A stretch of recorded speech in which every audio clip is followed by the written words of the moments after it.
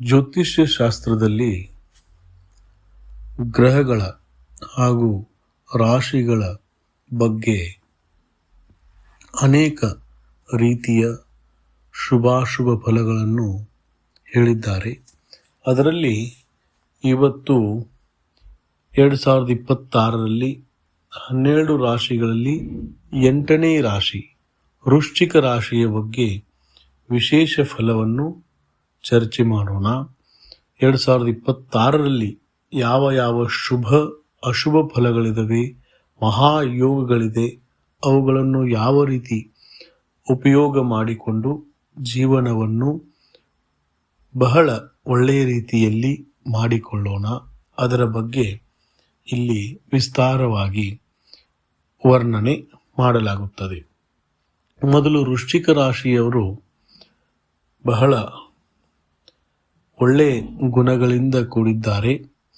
ಈ ಒಂದು ರಾಶಿಯ ಫಲವನ್ನು ನಾವು ಭಗವಾನ್ ವಾಸುಪೂಜ್ಯ ತೀರ್ಥಂಕರರ ಅಭಿಷೇಕ ಪೂಜೆಯನ್ನು ನೋಡುತ್ತಾ ರಾಶಿ ಫಲವನ್ನು ತಿಳಿಯೋಣ.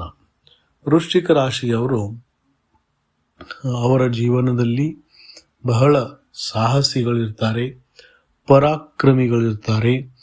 ಯಾವುದೇ ಕೆಲಸ ಕಾರ್ಯಗಳನ್ನು ಅವರು ಯಾರೇ ಆಗಿರ್ಬೋದು ಬಹಳ ಸಾಹಸದಿಂದ ಅದನ್ನು ಸಾಧಿಸುತ್ತಾರೆ. ಅವರು ದೃಢಶಕ್ತಿ, ಇಚ್ಛಾಶಕ್ತಿ ಮತ್ತು ಡಿಸಿಷನ್ ತಗೊಳ್ಳುವಂತಹ ನಿರ್ಧಾರ ತಗೊಳ್ಳುವಂತಹ ಶಕ್ತಿ ಅವರಲ್ಲಿ, ಅವರು ಪುರುಷರಾಗಿರ್ಬೋದು ಮಹಿಳೆಯರಾಗಿರ್ಬೋದು, ಅವರಲ್ಲಿ ಬಹಳ ಆ ಇಚ್ಛಾಶಕ್ತಿ ಇರುತ್ತದೆ. ಆನಂತರ ಅವರಲ್ಲಿ ಒಂದು ಒಳ್ಳೆಯ ಗುಣ ಅಂದರೆ ನಂಬಿಕಸ್ಥರು, ಬಹಳ ಹಾನೆಸ್ಟ್ ಪರ್ಸನ್ ಆಗಿರ್ತಾರೆ. ಅವ್ರಿಗೆ ಯಾವುದೇ ಒಂದು ವಿಷಯವನ್ನು ಬಹಳ ಗೂಢ ಇರುವಂತಹ ರಾಜ್ ಆಗಿರುವಂತಹ ವಿಷಯವನ್ನು ಅವ್ರಿಗೆ ಹೇಳಿದ್ರೆ ಅವರಷ್ಟು ಬೇಗ ಯಾರಿಗೂ ಕೂಡ ಹೇಳೋದಿಲ್ಲ. ಮತ್ತು ಅವರ ಜೀವನದಲ್ಲಿರುವ ಏನು ಕೆಲವೊಂದು ರಹಸ್ಯವಾಗಿದ್ದಾವೆ ಮಾತುಗಳು, ವಿಷಯಗಳು, ಅವು ಕೂಡ ಅವರು ಬೇರೆಯವ್ರಿಗೆ ಯಾರಿಗೂ ಕೂಡ ಹೇಳಲ್ಲ. ಒಳ್ಳೆಯ ದೊಡ್ಡ ಅಧಿಕಾರಿಗಳು, ಪೊಲೀಸರು, ಸೈನಿಕರು, ರಾಜನೇತಾರರು, ಕೃಷಿಕರು, ಇಂತಹ ಒಳ್ಳೆ ಕೆಲಸ ಕಾರ್ಯಗಳಲ್ಲಿ ಅವರು ಇರುತ್ತಾರೆ. ಮತ್ತು ದೊಡ್ಡ ಸೈನಿಕರು, ಆರ್ಮಿ ಡಿಪಾರ್ಟ್ಮೆಂಟ್ದಲ್ಲಿ ಒಳ್ಳೆಯ ಕೆಲಸ ಕಾರ್ಯಗಳನ್ನು ಅವರು ಮಾಡ್ತಾರೆ. ಮತ್ತು ಯಾರ ಮೇಲೆ ಆದರೂ ಅವರು ಸಂಶಯ ಪಡಲ್ಲ. ಆದರೆ ಸಂಶಯ ಪಟ್ಟರೆ ಅವ್ರಿಗೆ ತುಂಬ ತೊಂದರೆಯನ್ನು ಕೂಡ ಅವರು ವೃಶ್ಚಿಕ ರಾಶಿಯವರು ಮಾಡ್ತಾರೆ. ಬಹಳ ನಂಬಿಕೆಯನ್ನು ಇಡ್ತಾರೆ ಮತ್ತು ನಂಬಿಕೆ ದ್ರೋಹ ಮಾಡಿದವರಿಗೆ ಅವರು ಇವತ್ತು ಕೂಡ ಬಿಡೋದಿಲ್ಲ. ಅಂತಹ ಒಂದು ವೃಶ್ಚಿಕ ರಾಶಿಯ ಫಲ ಇದೆ. ಮತ್ತು 2026ರಲ್ಲಿ ಪ್ರಾರಂಭದಲ್ಲೇ ನಿಮಗೆ ರಾಹು ಮತ್ತು ಕೇತು ಗ್ರಹಗಳು 4ನೇ ಮನೆಯಲ್ಲಿ ರಾಹು, 10ನೇ ಮನೆಯಲ್ಲಿ ಕೇತು ಸಿಂಹ ರಾಶಿಯಲ್ಲಿ ಇರ್ತದೆ. ಅದು ಸಿಂಹ ರಾಶಿಯಲ್ಲಿರುವ ಕೇತು ನಿಮಗೆ ಒಳ್ಳೆ ಶಕ್ತಿಯನ್ನು ಕೊಡುತ್ತದೆ, ಒಳ್ಳೆ ಸಾಹಸವನ್ನು ಕೊಡುತ್ತದೆ, ಕೆಲಸ ಕಾರ್ಯಗಳಲ್ಲಿ ಬಹಳ ಒಳ್ಳೆ ಅಭಿವೃದ್ಧಿಯನ್ನು ಮಾಡುತ್ತದೆ. ಮತ್ತು ರಾಹು ಗ್ರಹ ಏನು 4ನೇ ಮನೆಯಲ್ಲಿ ಕೂಳ್ತಿದೆ, ಆ 4ನೇ ಮನೆಯಲ್ಲಿ ಕೂಳ್ತಿರೋದ್ರಿಂದ ಸ್ವಲ್ಪ ನಿಮಗೆ ತೊಂದರೆಗಳು, ಕಷ್ಟಗಳನ್ನು ಅದು ಕೊಡ್ಬೋದು. ನೆಕ್ಸ್ಟ್ ಡಿಸೆಂಬರ್ 2026 ಫಸ್ಟ್ ವೀಕ್ ಡಿಸೆಂಬರ್ದಲ್ಲಿ ರಾಹುಕೇತು ಪರಿವರ್ತನೆ ಆಗ್ತವೆ. ಆ ನಂತರ ಒಳ್ಳೆಯ ಫಲ ನಿಮಗೆ, ಯಾಕೆಂದರೆ ರಾಹು 3ನೇ ಮನೆಯಲ್ಲಿ, ಆಮೇಲೆ ಕೇತು ಭಾಗ್ಯದಲ್ಲಿ ಹೋಗ್ತಾನೆ. ಆವಾಗ ಬಹಳಷ್ಟು ಜನರ ಪರಿಚಯವಾಗುತ್ತದೆ. ಹೊಸ ಕಾರ್ಯಗಳು, ಪ್ರೋಗ್ರಾಮ್ಗಳು, ಅದರಲ್ಲಿ ಭಾಗವಹಿಸ್ತೀರಾ. ನಿಮಗೆ ಕೊಟ್ಟಿರುವ ಕೆಲಸ ಕಾರ್ಯಗಳನ್ನು ತಾವು ಸಕ್ಸಸ್ ಮಾಡಿಕೊಳ್ತೀರಾ. ಮತ್ತು ಲೀಡರ್ಶಿಪ್ ಗುಣ ಏನಿದೆ ಅದು ಇನ್ನೂ ಅಭಿವೃದ್ಧಿ ಆಗ್ತದೆ.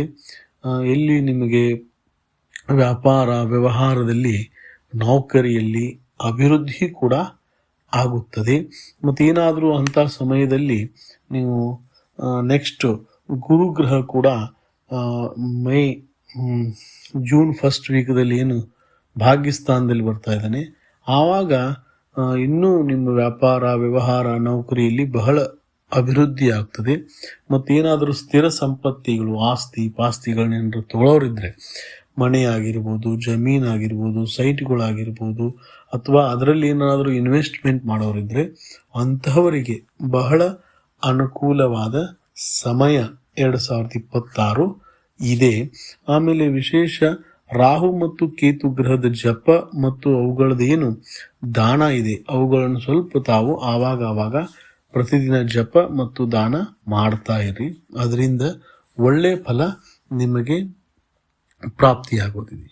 ಆಮೇಲೆ ಶನಿ ಗ್ರಹದ ವಿಶೇಷ ನಾವು ನೋಡಿದ್ರೆ ಇಲ್ಲಿ ಶನಿ ಗ್ರಹ ವರ್ಷ ಪೂರ್ತಿ ವೃಶ್ಚಿಕ ಲಗ್ನ ಮತ್ತು ವೃಶ್ಚಿಕ ರಾಶಿಗೆ 5ನೇ ಮನೆಯಲ್ಲಿರೋದ್ರಿಂದ ಸ್ವಲ್ಪ ವಿದ್ಯಾರ್ಥಿಗಳು ಮತ್ತು ಶಿಕ್ಷಣವನ್ನು ಯಾರು ತಗೊಳ್ತಾ ಇದ್ದಾರೆ ಅಂಥವ್ರು ಯಾರೇ ಇರ್ಬೋದು, ವಿದ್ಯಾರ್ಥಿಗಳಾಗಿರ್ಬೋದು, ಅನ್ಯರು ಇರ್ಬೋದು, ಆಮೇಲೆ ಟೀಚರ್ ಆಗಿರ್ಬೋದು, ಪ್ರೊಫೆಸರ್ಗಳಾಗಿರ್ಬೋದು, ಮಾರ್ಗದರ್ಶಕರು ಗೈಡ್ ಮಾಡುವಂಥವ್ರಾಗಿರ್ಬೋದು, ಅವ್ರಿಗೆಲ್ಲ ಕೆಲಸ ಕಾರ್ಯಗಳಲ್ಲಿ ಸಕ್ಸಸ್ ಆಗ್ತದೆ. ಆದರೆ ಬಹಳ ಪರಿಶ್ರಮದಿಂದ ಬಹಳ ಸಂಘರ್ಷವನ್ನು ಆ ಶನಿ ಪಂಚಮದಲ್ಲಿ ಕೊಡ್ತಾರೆ. ಮತ್ತು ಸಂತಾನದಿಂದ ಏನಾದರೂ ತೊಂದರೆಗಳಾಗ್ಬೋದು, ಅವರ ಆರೋಗ್ಯದಲ್ಲಿ ತೊಂದರೆ ಆಗ್ಬೋದು, ಸ್ವಲ್ಪ ಏರುಪೇರುಗಳು ಕಾಣ್ಬೋದು. ಅದಕ್ಕೋಸ್ಕರ ಸ್ವಲ್ಪ ಶನಿ ಗ್ರಹದ ಜಪ ಅನುಷ್ಠಾನ ಮಾಡಲೇಬೇಕು. ಆವಾಗ ಆ ಶನಿ ಗ್ರಹ ಪಂಚಮದಲ್ಲಿ ಒಳ್ಳೆ ಫಲವನ್ನು ನಿಮಗೆ ನೀಡುತ್ತಾರೆ. ಇಲ್ಲಾದರೆ ತುಂಬ ಎಲ್ಲ ಜ್ಞಾನ ಇದ್ರೂ, ಒಳ್ಳೆ ಟ್ಯಾಲೆಂಟ್ ಇದ್ರೂ ತುಂಬ ಲೇಜಿನೆಸ್ ಇರ್ತದೆ, ಆಲಸ್ಯದ ವೃದ್ಧಿಯಾಗಿ ಏನಾಗ್ತದೆ, ಕೆಲಸ ಕಾರ್ಯಗಳು ಆಗೋದಿಲ್ಲ. ಅದಕ್ಕೆ ಶನಿ ಗ್ರಹದ ಸ್ವಲ್ಪ ಜಪ, ತಪ, ಅನುಷ್ಠಾನ ಮತ್ತು ಕಪ್ಪ ಮತ್ತು ನೀಲಿ ಬಣ್ಣದ ಶುಭ ವಸ್ತುಗಳನ್ನು ಭಗವಂತರಿಗೆ, ಎಲ್ಲಿಯಾದರೂ ಬಡವರಿಗೆ, ಗುರುಕುಲು, ಆಶ್ರಮ ಅಥವಾ ಗೋಶಾಲೆ, ಧರ್ಮಶಾಲೆ ಅಥವಾ ಯಾರಾದರೂ ತುಂಬ ಅವಶ್ಯಕ ಇರುವಂತಹ ಬಡ ವ್ಯಕ್ತಿಗಳಿಗೆ ದಾನ ಮಾಡಿ ಒಳ್ಳೆಯದಾಗ್ತದೆ. ಆಮೇಲೆ ಒಂಥರ ಗುರುಗ್ರಹದಿಂದ ಮುಂದೆ ವೃಶ್ಚಿಕ ರಾಶಿ, ವೃಶ್ಚಿಕ ಲಗ್ನದವ್ರಿಗೆ ಒಂದು ಒಳ್ಳೆ ದೊಡ್ಡ ಯೋಗ ಕಾಣ್ತಾ ಇದೆ 2026ರಲ್ಲಿ. ಅದೇನೆಂದರೆ ಬಹುಶಃ ಯಾವ ರಾಶಿಗೂ ಕೂಡ ಈ ಯೋಗ ಸಾಮಾನ್ಯವಾಗಿ ಸಿಗೋದಿಲ್ಲ. ಯಾಕಂದರೆ ವೃಶ್ಚಿಕ ರಾಶಿಯಿಂದ ಭಾಗ್ಯಸ್ಥಾನ ಏನಿದೆಯೋ ಅದು ಕರ್ಕ ರಾಶಿದಿದೆ. ಆ ಕರ್ಕ ರಾಶಿಯಲ್ಲಿ ಗುರು ಉಚ್ಚ ಆಗೋದ್ರಿಂದ ಭಾಗ್ಯಸ್ಥಾನ, ಧರ್ಮಸ್ಥಾನ, 9ನೇ ಮನೆಯಲ್ಲಿ ಆ ಗುರು ಬರೋದ್ರಿಂದ ಜೀವನದಲ್ಲಿ ತುಂಬ ತಾವು ಬದಲಾವಣೆ, ಚೇಂಜ್ ಏನು ಕಾಣ್ತೀರ. ಯಾಕೆಂದರೆ ಮೊದಲೇನು ಕೆಲವೊಂದು ಸಮಸ್ಯೆಗಳು, ತೊಂದರೆಗಳು ಬರ್ತಾ ಇದ್ದು ಅವೆಲ್ಲ ಪರಿಹಾರ ಆಗ್ತವೆ. ಶತ್ರುಗಳ ಮೇಲೆ ಜಯವನ್ನು ಸಾಧಿಸುತ್ತೀರ. ಯಾಕೆಂದರೆ ಗುರುಗ್ರಹ ಅಲ್ಲಿ ಬರ್ತಾರೆ. ಮುಂದೆ ರಾಹು ಮತ್ತು ಕೇತುನು ಕೂಡ ಮಕರ ಮತ್ತು ಭಾಗ್ಯಸ್ಥಾನಕ್ಕೆ ಮುಂದೆ ಬರೋರಿದ್ದಾರೆ. ಆ ಮಕರ ರಾಶಿಯಲ್ಲಿ ರಾಹು ಬಹಳ ಶ್ರೇಷ್ಠ ಫಲ ಕೊಡ್ತಾನೆ. ಮತ್ತು ನಿಮ್ಮ ರಾಶಿಯಿಂದ 3ನೇ ಮನೆ ಅಂದರೆ ಅಲ್ಲಿ ಉಚ್ಚ ಸ್ಥಾನವು ಕೂಡ ಆ ರಾಹುಗೆ ಮತ್ತು ಕೇತುಗೆ ಸಿಗ್ತಾ ಇದೆ. ಮತ್ತು ಅದೇ ರೀತಿ ಗುರುಗ್ರಹನೂ ಕೂಡ ಉಚ್ಚ ಸ್ಥಾನದಲ್ಲಿ ಬರೋರಿದ್ದಾರೆ. ಹಾಗಾಗಿ ಇದೊಂದು ದೊಡ್ಡ ಮಹಾನ್ ಯೋಗ ವೃಶ್ಚಿಕ ರಾಶಿಯವರಿಗೆ. ಆದರೆ ಅದರ ಉಪಯೋಗ ಮಾಡಿಕೊಳ್ಬೇಕು. ಯಾಕಂದರೆ ಒಳ್ಳೆ ಯೋಗ ಇದೆ ಅಂಥೇಳಿ ಸುಮ್ಮನೆ ಕೂತ್ರೆ ಆಗಲ್ಲ.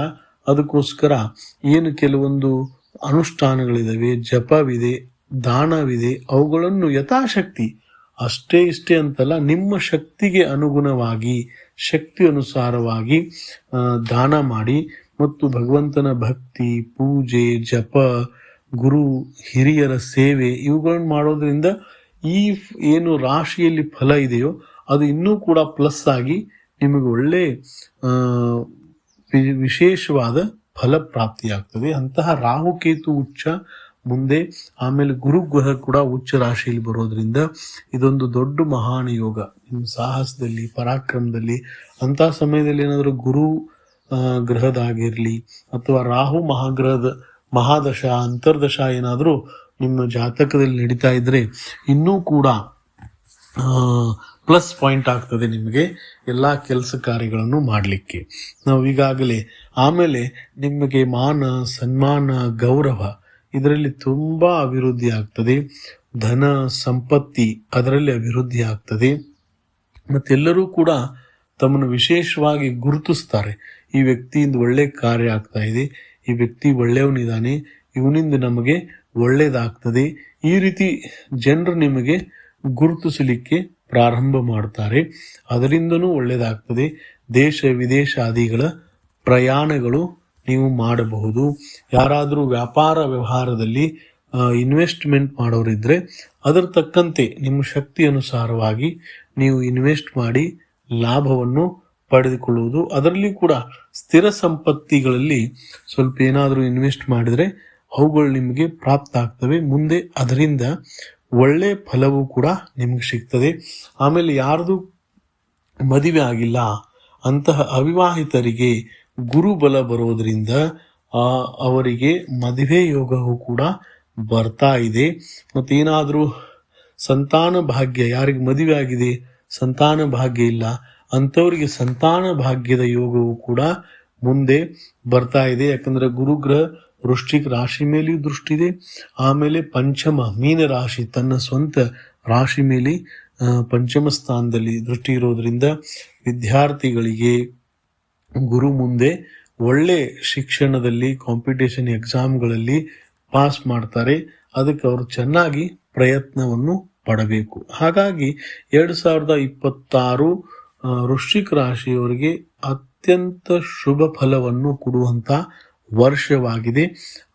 ಈ ವರ್ಷವನ್ನು ನಾವೇನು ಕೆಲವೊಂದು ಗ್ರಹಗಳದ್ದು ಜಪ ದಾನ ಹೇಳಿದ್ದೇವೆ ಅವುಗಳನ್ನು ಮಾಡ್ತಾ ಇರಿ, ಉತ್ತಮ ಫಲ ಪ್ರಾಪ್ತಿಯಾಗುತ್ತದೆ. ಎಲ್ಲರಿಗೂ ಶುಭವಾಗಲಿ, ಮಂಗಲವಾಗಲಿ. ವೃಶ್ಚಿಕ ರಾಶಿ ವೃಶ್ಚಿಕ ಲಗ್ನದವರಿಗೆ 2026 ಒಳ್ಳೆ ವಿಶೇಷ ಶುಭ ಫಲವನ್ನು ಕೊಟ್ಟು ಅವರಿಗೆ ಮತ್ತು ಅವರ ಜೀವನದಲ್ಲಿ, ಅವರ ಪರಿವಾರದಲ್ಲಿ, ಕುಟುಂಬದಲ್ಲಿ ಸುಖ, ಶಾಂತಿ, ನೆಮ್ಮದಿ ಪ್ರಾಪ್ತಿಯಾಗಲಿ ಅಂತ ಶುಭ ಭಾವನೆಯನ್ನು ಮಾಡುತ್ತೇವೆ.